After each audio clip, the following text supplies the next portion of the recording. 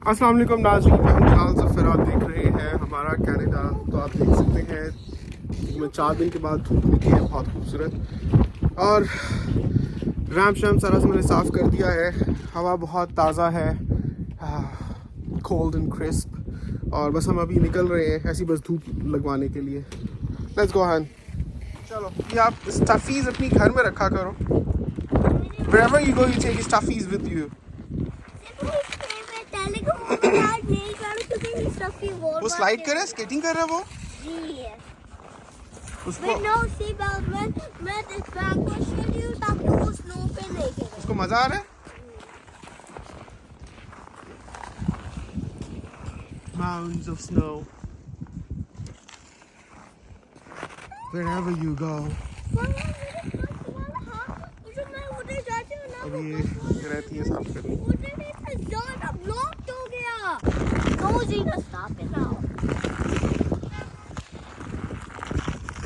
ये उल्टा हुआ है भाई। अब ये टायर्स से भी मैंने सारी बर्फ वगैरह उतार दी है। एंट्रेंस पे थोड़ी सी स्कैटर हुई हुई है, ये साइड से उठानी पड़ेगी लेकिन उधर फेंकना मुश्किल है। यहाँ से मैंने साफ की है, ये इधर जम गई थी।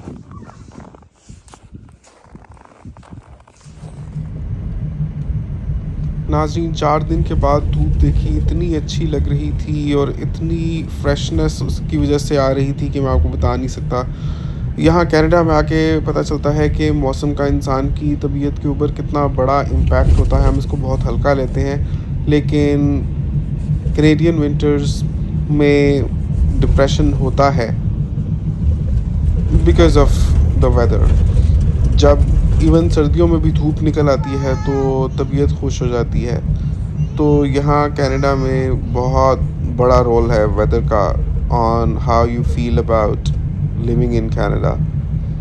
तो मेरी गुज़िश्ता कुछ वीडियोस में मैंने आपके गोश गुज़ार किए हैं कुछ किस्से, कुछ सब्सक्राइबर्स के जिन्होंने अपनी कहानियाँ मेरे साथ शेयर की थी। एक मैंने आपको किस्सा सुनाया था निगहत आंटी का, जो अपने इंडिपेंडेंट डिटैच होम की मालिक हैं ओंटारियो में, लेकिन उसको संभालना उसके लिए किसी मुसीबत से कम नहीं है, और उनकी लाइफ काफ़ी डिफ़िकल्ट हुई है उस घर की वजह से, क्योंकि सिर्फ मियाँ बीवी हैं और आर्थराइटिस के मरीज़ हैं और उनसे कुछ भी किया नहीं जाता, लेकिन उनको खुद ही करना होता है सब कुछ, क्योंकि उनके बच्चे मैरिड हैं और अमेरिका में हैं।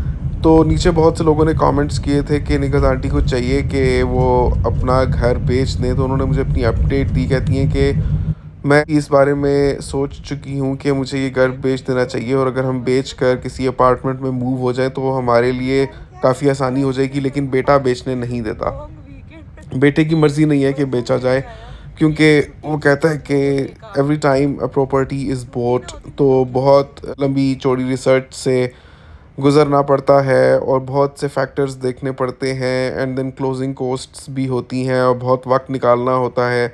तो बेटा बहुत मसरूफ़ है, अमेरिका में जॉब करता है, उसको बमुश्किल 3 to 4 डेज़ के लिए कभी वक्त मिले 2-3 महीने में तो वो आता है। उसके अलावा वो नहीं आ सकता क्योंकि वो बहुत मसरूफ़ होता है, उसकी शादी भी हुई हुई है।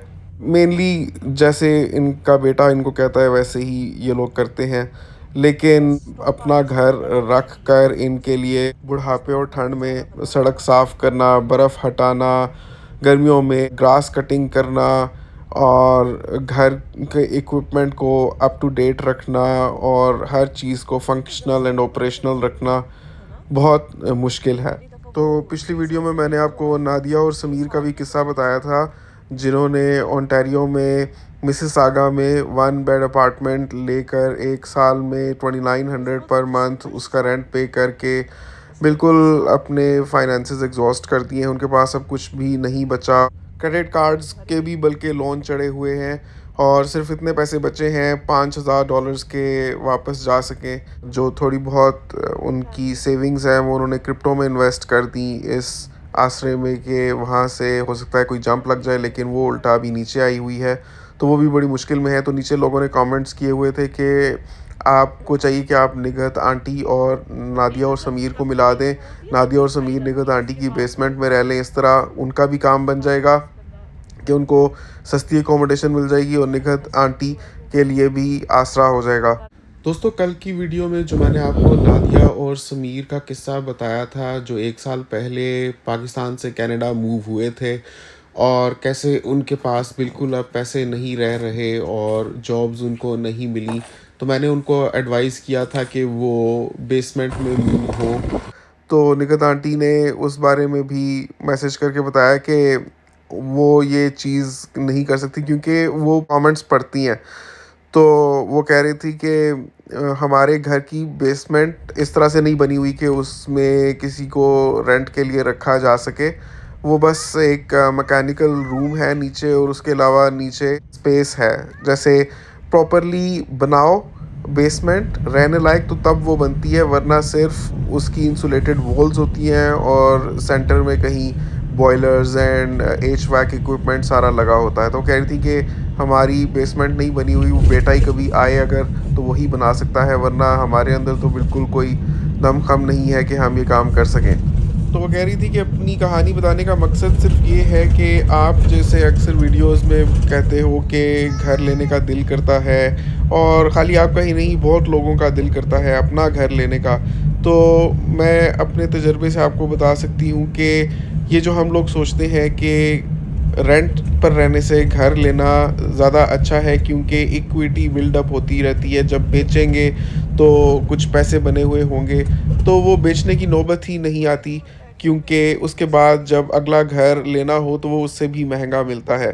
तो सारी बात सिर्फ़ उसके अंदर रहने तक ही होती है, तो वो तो रेंट पर भी रहा जा सकता है।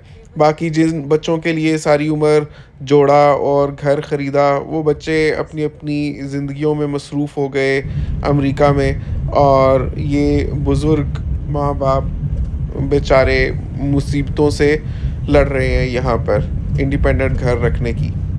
कहती हैं कि आप समझते होंगे कि इतने बड़े और आलीशान घरों में रहने का मज़ा ही अपना होता होगा, और आप गलत भी नहीं हो। आप अभी यंग हो, आपके ख्वाब हैं, आपकी एक यंग फैमिली है, लेकिन हम जिस स्टेज पर पहुंच चुके हैं, उनके हस्बैंड का नाम है आमिर और वो अपने भाई को मिलने डैलस गए हुए हैं।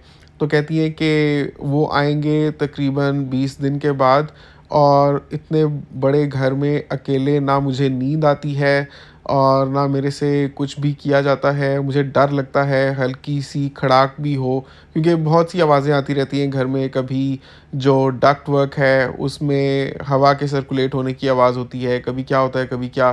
तो हर आहट पे आँख खुल जाती है कि ये किस चीज़ की आवाज़ है, कभी लगता है नीचे कोई चल रहा है। होता है ना कभी-कभार हम जब अकेले होते हैं घर में तो अचानक से आवाज़ आती है, ऐसे जैसे कुछ गिर गया हो, और शायद कभी कुछ गिर ही जाता है। जैसे एक कागज़ टेबल पे रखा हो अगर कोने पे, तो वो सिरक कर अपने सेल्फ वेट से या हवा के झोंके के साथ लहराता हुआ नीचे गिर जाता है। तो उसकी आवाज़ आती है और हम सोचते हैं ये कागज़ खुद से कैसे गिर गया। तो इस तरह की ये छोटी-मोटी आवाज़ें उनको आती रहती हैं, तो वो बहुत घबरा जाती हैं। तो कहती हैं कि बार-बार घबरा जाती हूँ मैं, तो फिर टीवी लगा लेती हूँ कि उसके वॉल्यूम में मैं महसूस ना कर सकूँ मुझे कोई भी और आवाज़ आए भी तो। और हर वक़्त दिल को एक धड़का लगा रहता है कि कब क्या हो जाएगा। तो बहुत ही बेचैनी सी है। तो बस नाज़रीन, 100 बातों की एक बात ये है कि किसी की भी ज़िंदगी मुकम्मल नहीं है। हमें लगता है कि कोई बंदा हमसे बहुत प्रिविलेज्ड है, लेकिन शायद वो हमें खुद से ज़्यादा प्रिविलेज्ड महसूस करता हो। And it's quite understandable. ज़ाहिर है सेहत हज़ार नेमत है। जिस बंदे के पास सेहत है, जवानी है और फैमिली उसके साथ है, तो ज़िंदगी का कुछ और मज़ा होता है। बुढ़ापे में लोगों के पास बहुत कुछ होता है समटाइम्स, लेकिन ज़िंदगी का जो एक मज़ा और स्पार्क होता है वो जा चुका होता है। It's all a matter of perspective.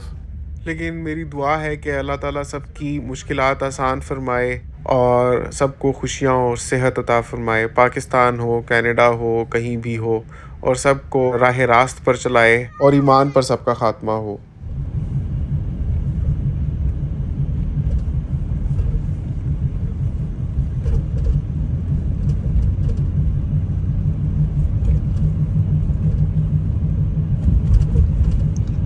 Day पे भी लोग जो है बर्फे उठा रहे हैं। बेचारे क्या करे, सारा वीकेंड बर्बाद, लॉन्ग वीकेंड बर्फों के लिए आया। ये भी छुट्टी थी तो लोगों ने ये काम किया ना, छुट्टी ना होती फिर लोग क्या करते। हिना बिल्कुल सही कह रही हैं कि छुट्टी ना होती तो ये बर्फ़ें कैसे साफ़ होती, बल्कि मुझे हॉल पड़ रहे हैं कि अगले वीक में भी इससे भी ज़्यादा ख़तरनाक बर्फ़बारी की वार्निंग है। तो मैं कैसे करूँगा ये ट्यूसडे वेडनेसडे को वापस आकर बस बर्फ़ स्टॉप साफ़। आधी से ज़्यादा भरी हुई है स्नो से, उसमें वो बेचारा बंदा खड़ा है।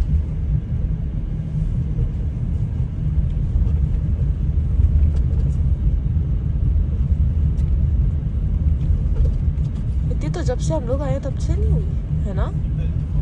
पहली दफ़ा वो 6 साल पहले भी जो आए थे वो बोलते 6 साल में इतनी नहीं हुई।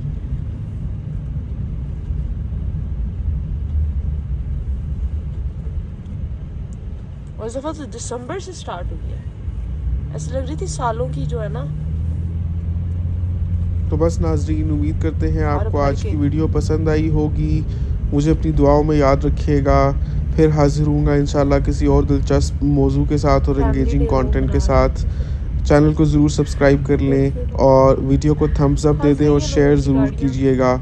आपसे मुलाकात होगी इंशाल्लाह अगली वीडियो में। तब तक के लिए अल्लाह हाफिज़। और ये जो जब फ्लफी ये स्नो होती है तभी उठाई जाती है, उसके बाद तो हो उसके बाद तो बस बंदा उठा ही नहीं सकते। वो देखिए ना सारा बस स्टॉप जो है वो बर्फ के अंदर डूबा है।